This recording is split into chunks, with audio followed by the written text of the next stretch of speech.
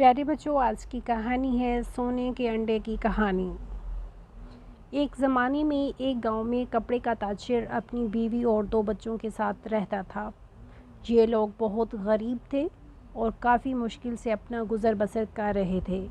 ان کے پاس ایک خوبصورت مرغی تھی جو ہر روز انڈا دیتی تھی۔ یہ کوئی عام انڈا نہیں ہوتا تھا بلکہ ایک سونے کا انڈا ہوتا تھا۔ یہ تاجر اس انڈے کو بازار میں بیچ کر امیر بننا چاہ رہا تھا، مگر یہ تاجر اس ایک انڈے سے مطمئن نہیں تھا جو اسے روزانہ ملتا تھا۔ وہ بہت جلد کافی امیر بننا چاہتا تھا۔ چونکہ یہ تاجر اپنی مرغی سے سونے کے تمام انڈے ایک ہی وقت میں حاصل کرنا چاہتا تھا، ایک دن اس نے کافی سوچا اور آخرکار اس نے سونے کا انڈا دینے والی مرغی کو مارنے اور تمام انڈے ایک ہی ساتھ حاصل کرنے کا فیصلہ کیا۔ اس کے خیال میں یہ تھا کہ اگر یہ اس مرغی کو ذبح کر کے ایک ہی وقت میں سارے سونے کے انڈے حاصل کر لے تو یہ ایک دم سے کافی زیادہ امیر تاجر بن جائے گا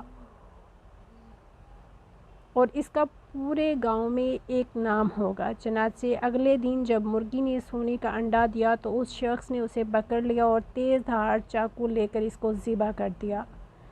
جب اس نے مرغی کو ذبح کرنے کے بعد دیکھا تو چاروں طرف خون کے سوا کچھ نہ تھا اور نہ ہی کسی انڈے کا کوئی نشان تھا۔ وہ یہ سب دیکھ کر بہت پریشان اور غمزدہ ہو گیا، کیونکہ اب اسے وہ ایک انڈا بھی نہیں ملے گا جو مرغی روزانہ کی بنیاد پر اس کو دیا کرتی تھی۔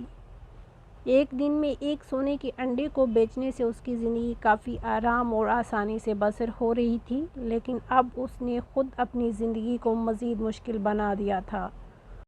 اس کی لالچ کا یہ نتیجہ نکلا کہ وہ دن بدن غریب سے غریب تر ہوتا چلا گیا اور بالآخر ایک فقیر کی طرح کی زندگی گزارنے پر مجبور ہو گیا۔